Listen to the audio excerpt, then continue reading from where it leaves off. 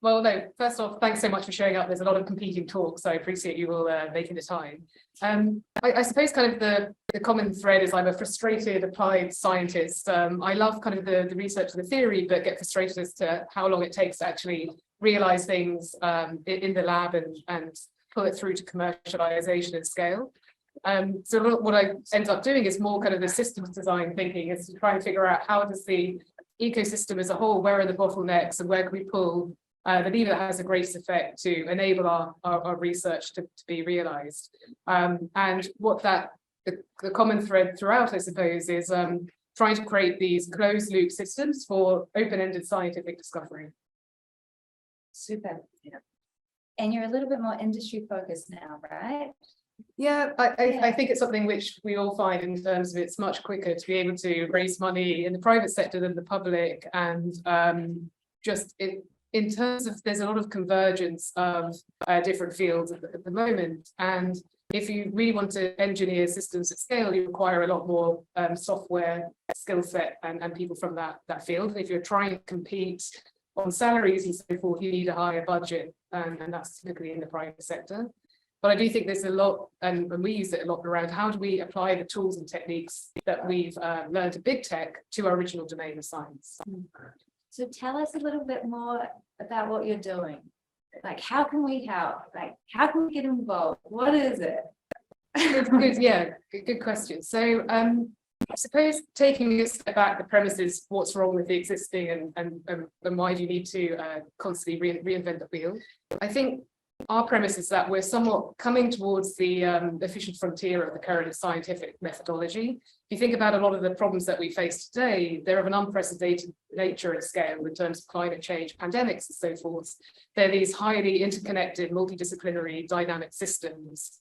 Whereas the way in which we actually teach and practice science is based on century-old workflows and approaches and mindsets. It's siloed by scientific discipline. You know, you either do physics, chemistry, or bio, despite the fact they're all intertwined. They're practiced by individuals in offline labs, each creating their own data silos and not collaborating, repeating the same experiment to find out it doesn't work.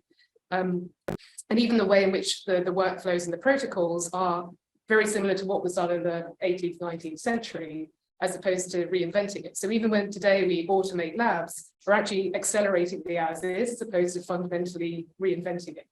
And so there's a little bit of an element of, hang on a second, can we take a step back, remove that anthropocentric lens or just the inherent bias as to what we've always done, and start to look at things from first principles. And both in terms of, again, in the biofield, we often rely on the physicists to come up with new experimentation or new observational tools that open up or unlock new mechanisms and insights. So there's always been this top-down probing, where ideally you might want to start to do more bottom-up mechanistic understanding, which gives you a better understanding of the root cause. And so for the open-ended side of things, on the AI front or the model front, that means moving away a little bit from kind of encoding theories that are based on our current understanding and starting to parameterize all the choices itself. Taking the simulation and placing the simulation in a dynamic setting so it co-evolves with its environment just as it does in nature, in a kind of a training environment. And these environments are quite common in things such as robotics or autonomous vehicles, and we're just creating it for molecular systems. And then on the experimental side, you still always need to ground your models to figure out what the sim to real gap is and validate, characterize your designs. So in that can be both in situ observation, so watching how natural systems evolve, and learning to kind of model and understand and even get to predictive capabilities of emergence, as well as programmable lab work. What do you think the future holds then? What do you want it to look like? Yeah, I think one of the current projects that we're working on is optimizing industrial chemistry. So I think there's been a lot of work everyone's kind of aware of in the biology field. They've done amazing work at kind of disaggregating the stack, bringing a engineering approach to it. It's it's gone from biotech to tech bio, but chemistry is still further behind. And if you stop and think a little bit about climate change in its most basic form, it's in essence a chemistry problem, both in terms of the problems and the inherent kind of drivers, so pollution, plastics and so forth, but also the bottlenecks to the solution. How do you come up with biodegradable materials or alternatives to fossil fuel? And the crazy thing is, chemistry still is largely, or the approach we take is kind of input-output black box in terms of we tend to focus on the end state, but not too much on the interim piece of what's the trajectory and the pathways and the reaction as it proceeds. So as a result, we can't do inverse or rational design, which just means you'd assume that if you wanted to create a new material, you just go to someone with your list of specs and your functional characteristics that you want, and they'd be able to synthesize it on demand. But actually, we have to iterate it systematically through R&D in the lab because we don't fully understand the causal pathways or the trajectories. And as a result, it can take decades and cost tens of hundreds of millions of pounds to bring a new material to market, where ideally you'd want to follow a similar path to kind of what you see in drug discovery, where we've gone from systematically iterating in the lab to start doing a lot of that front loading in computation, in silico, expanding the possibility in the search space, because again, within chemistry, if something works, you tend to want to tinker within the known space because you know it has a possibility of working, as opposed to expanding the lens, stepping back and exploring it. So you can do a lot of the initial search in silico or on a broader set of materials, and then only using the lab at the end to kind of validate and characterize your top candidates. And that enables kind of a faster iteration or learning cycle. And it's got a cheaper, faster, better. So it's a completely different way of working. It's taking the same principles, but just moving it from manual lab work to exploratory search. Yeah. Cool. Yeah. Amazing. Did I see a question? No questions? Yes. So I guess we talk about drug discovery, like a lot of drugs were discovered in the 1900s, but we didn't understand how they worked. That was really well, worked really well. And now I don't know, do you think the computational techniques are helping that much? Or I think it's moving from a little bit of kind of luck and happenstance to a bit more kind of systematic engineering. So trying to really understand. I mean, there's a little bit of, you don't want to stop and think about it, but we don't really know what a headache is or why paracetamol works. We just know that it does. And so it's more around systematically probing to understand the causal effects or the root cause of it. And it's similar in chemistry. We know elements as to why it works. If you want to boil it down to its most fundamental premise, it's like chemistry is either a function of its structure for its functional characteristics, so the atomic scale architecture, and then alongside the physical properties that are derived from the valence or the electrons in the outer orbital. And so therefore we can go, okay, if they're the key causal mechanisms for the functional characteristics, let's try and solve those two things, which sounds simple because the first one in terms of structure is no different from what everyone's kind of heard of in terms of AlphaFold, of predicting a protein from amino acids. Well, you should be able to use those same principles to predict the end compound from its, or the crystal structure from its elements. And likewise on the physics fronts, the valence of the electron orbitals, you really want to move from hand-coded mechanisms that work for specific niche areas to like a universal force field that can sweep across the periodic table. But unfortunately, even despite all the compute capability we have available, there's kind of scaling laws and approaches of traditional computational chemistry that constrains our ability to do that. It's a lot of the models that are cited and used in practice, like VAST or LAMPS and so forth, are hand-coded, manually updated and decoupled from experimentation. And so as a result, it does a lot of approximation and simplification and coarse graining to try and make it computationally tractable. In simple English, it's just crazy of that.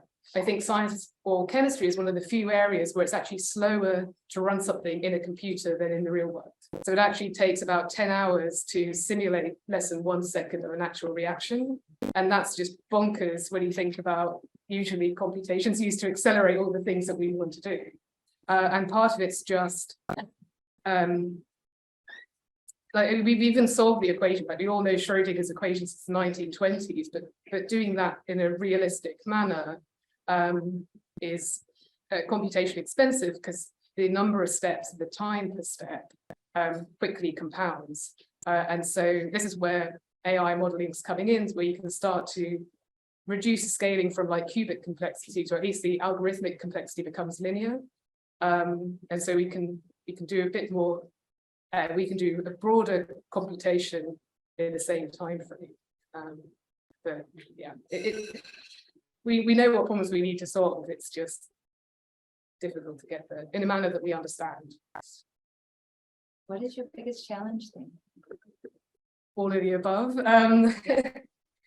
Honestly, I think currently we've made great strides and advances, people in the room, on the software side.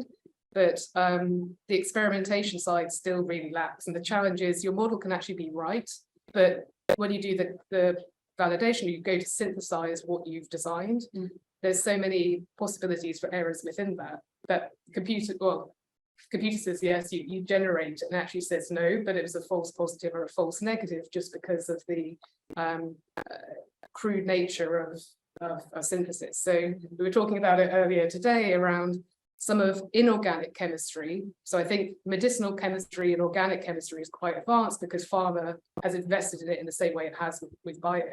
But industrial chemistry is still, 19th century processes run by 20th century industrial giants using like 1970s computation tools. And so you even have things which are basically like a pestle and mortar to grind things together, and you put it in a furnace, like you bake in the oven, and then you wonder why it's not very accurate. And because the structure determines the characteristics, just small, inaccuracies really impact the compound. So it's even very difficult to systematically manufacture the same thing over and over again. Because it's just. So I think that's a really interesting point. So competition is big ask. But I think that working with land scale is a huge issue. Going from DFT to a finite element model is dream. Right. You can't do it. There's a difference you highlight, like some medicinal chemistry, solid state, which we've actually got like by materials we can kind of do, but self-assembly of soft matter. And so it's like my question then is kind of sure AI might be good for getting those properties, but it does nothing. It's just again it's another black box, probably nothing about having anything. Yeah. So how do we solve that? Yeah, I know, and this is it. You solve one thing and you realize you've got 10 others to solve in order to realize it along the way. And I think That's fun. Yeah, it's fun but frustrating as well. There's a reason why you can have a tenureship for decades looking into it. But I think so. There's two challenges there. One is exactly as you say. There's a scaling element in the computation side where ideally, and again, for anyone who's lay, you'd assume that you could take a molecule and then have a zoom function and go into the atomistic resolution at the binding site and then zoom back out to see the overall structure. But unfortunately, that's not possible today because you have a scale length time trade-off. So and again, we create physics tools at the level of atomistic resolution and then kind of bio tools at the molecule. But likewise, the crazy thing is in the inorganic space, so you might go, okay, we'll learn from bio, they've done highly parallel mass experimentation using small samples. Let's do the same. Let's create kind of a cell and put lots of little samples within it, and then test for things like conductivity or thermodynamics, etc. Unfortunately, what we find is that when we then try and scale that up from a small little well plate to a round bottom flask, even that small scale difference, the ordinal rankings of performance changes. So even your top characters that you identified before don't remain within the top 5. So that's something that's Why is that? Because I don't agree with that necessarily what happens. But why do you think that happens to you? So, I mean, and again, it's a bit similar in bio. They have the same thing of, or symbio within Petri dishes to bioreactors. You don't kind of just like 10x everything. But it's twofold. One is, again, you can create something with high precision on a small scale, but when you try and create larger volumes of it with the current techniques outside of your computer, it's a little bit more rough and ready. Is it just, well, I guess I'm partially agreeing and disagreeing. I'm agreeing that it's things you can do, but I don't think it's like anything intrinsic. It's just the process conditions. Would you agree with that? Is that kind of the missing link? So you're saying like theoretically it's sound, it should be able to scale up. But, More investors just buy a dormant. That's why yeah, buy a dormant. And then you can scale them up, right? No, it's there are real chemical manufacturing processes there. We've taken nanoscience from beaker to industrial manufacturing at facilities the size of this entire problem. right. Yeah, We've done this. Yeah. Gone from PhD all the way to we can make this industrial models. So there was a set of real world problems. Let me finish with a second. So let me finish with a second. So one way of doing this is numbering up or scaling up. right. So if you had a large number of identical units to the same thing, then you just identify how much you want. And you don't have to necessarily go to a big manufacturing facility. Lots of identical units, particularly if you want to produce highly precise nanopire or cells. So I think the two different things, one is kind of like building blocks and then assembling obviously like in a Lego approach, and the other is industrial level scale up, which is exactly, you know, the 7 steps that Bassif and the incumbents. I think in the future, by the end of this century, we're at an industrial scale. Sure. It will be, yeah. You know, you don't make bigger and bigger harvests, you just shove more and more just parallel together. Yeah. And it's difficult in bucket chemistry, it's hard. You need big manufacturing facilities right now to produce stuff that we need. Yeah, I think, well, I mean, there's two trends around moving away from kind of centralized manufacturing as a whole and then distributed through kind of supply chains to actually taking the technique, making it smaller. And you see it with like steel mills and things like that's already happening in terms of, and I think we were talking about it earlier today in terms of, can we take in operando experimentation like synchrotrons and shrink that down to like desktop facilities. So I think that's one side of thing, but I do think there's a bit more complexity on the theoretical side around, you don't just kind of 10x everything when you want it at a higher volume, just because the dynamics of the molecules within it. Look, I was going to ask, so let me ask you a question. When is it, you made a very interesting point that it's easier to do the work in the lab to do the computation.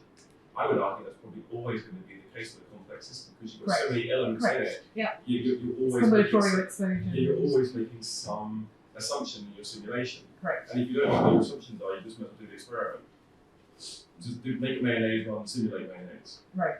I don't know. What is that? Do you think that's going to change soon, or? And I think again it comes down to capabilities, cost, time, and so forth. So there is a non-zero cost to experimentation, and so it's less about either or, but just which is the most efficient use of resources and time to do the initial search space, and then just only doing the validation for the top 10 candidates, as opposed to using the experimentation for the full possibility space search, which just takes time, cost, and money to run. So part of it's like budget, part of it's efficiency, and part of it's also just ensuring that, again, broadening the aperture as to if we let the model kind of explore, will it discover things which we probably hadn't thought about and wouldn't have done in the lab, and enable a bit more of a mechanistic understanding as opposed to an observational, this happened, I wonder why, side of it. So is there any push towards, so that the expense and scaling of a material to national scale, right? We're not talking about like SDGs, we're not talking about global water, air, this kind of big stuff. We're talking about pretty big quantities. SDGs are. Sorry, the United Nations Sustainable Development. Yeah, but they're about to become obsolete, the current ones. It's less a matter of what we set as the particular goals. It's more the point of I want something for a billion humans. I have to manufacture a certain stuff. And the big challenge between bigger scale, batch, even if it's not batch versus flow. But if you go from batch to flow, it doesn't matter. The fundamental challenge is certain fluid mechanics start to have imperfections. thermodynamics, the heat flows, all of these real world engineering things not happen. You have console, you have certain chemical engineering things that try to do that. But the real world stuff underneath, humidity is a problem, oxygen is a problem. It rained, your thing didn't work. And so that's where the expensive bit of materials development is you put it in a real world, you put it on a roof, oh, it turned out that it snowed, and that snow did something, right? Or it snowed and then it was ice and it was snow. That happened once every 2 years. Broke. And that's where a lot of the expense is in the practice of moving materials to the big scales. Is there any movement towards this sort of quality problems and like the really weird stuff that you really, that's where a lot of the materials probably fall apart, right? That would get to 21st century. This is always a thing called real world applications. It's very frustrating. Yeah, and again, it's around and that's where kind of going back, I was saying, is less about the simulation, but also creating environments, training environments, which are representative and co-evolve with it. And so, in the same way that we see quite often within robotics, they throw it in from, okay, this environment with this kind of set of parameters. I think we need to start doing the same. So if it's a material that you want to see how does it perform in cold, wet, humid environments, you need to be able to create and simulate those environments and place it within it in a more representative way as well. So I think even on the training front, there's a lot that can be done in advance before you even get to the computational side. And then that's where we throw it over the fence to the industrialists like you to do the prototyping and do more of the testing. But this goes back to what we were saying earlier around, you do need that closed loop mechanism. You can't just have computation and experimentation side by side. They need to be constantly iterating, feeding back together. And the more that that's in a automated closed loop system whereby you can start to represent and test the parameters of interest. And the testing has no computational data. We throw in the big humidity chambers and we go, it's in this issue, and you have a bunch of text and they spend a lot of time, and that's required for regulatory approval. And it's strictly manual, there's no computation anywhere right now. Sure, yeah. But you don't. If you've got it, it's again. It's back to Lee's question a little bit about if you don't have the need and you have the experimentation set up, then obviously you should use that because there's no substitute for real world performance. But for others who don't have that set up, you want to be able to iterate in a simulation as well. I just generally don't think it's either or a separate field. The two should be closely intertwined. Yeah. More amalgamation is good. Sounds like we should be like lifting the roof off or something and making it a little bit uncomfortable. Redesign. Yeah, so if we want to theoretically model this kind of material problem, and then if you say there is a machine learning based approach, and then there are two problems. Either you computation is a problem, and then there is also data as a problem. If the experiment data is good enough for proteins, the protein data bank was good enough to make it. But for material side, like if you want to design a solar cell, the data is only good solar cells, not for the bad solar cells, right? Something like that. So where do you think is the biggest bottleneck? Is it the computational ability, like the digital computation, or the data?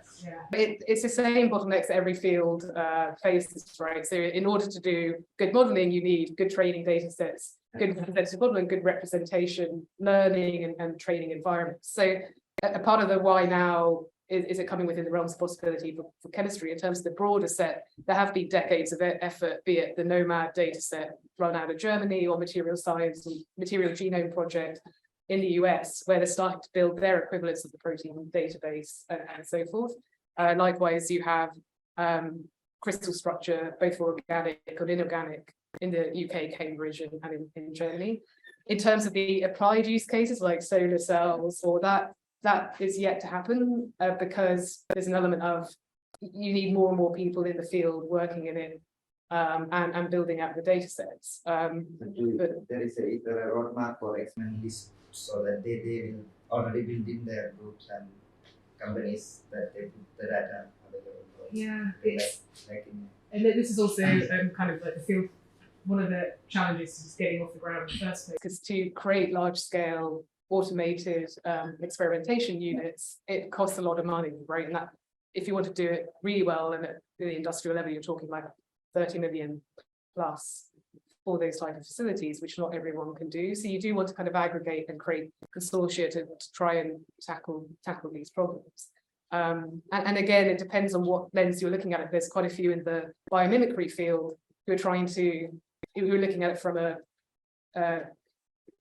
learning from photosynthesis and figuring out how do we translate that in a manufactured way. And then there's others who are looking at it from the biophysics side of things, and then there's others who are looking at it from the biochemistry and the chemical side. But yeah, as always, it comes down to your models are already as good as the data. Where do you get the data from and to feedback it? Well, thank you. Sorry, we're out of time, Michael. We might have to take this one up with Niamh after. Cool. Well, thank you so much, Niamh. It was really wonderful. Inspiring.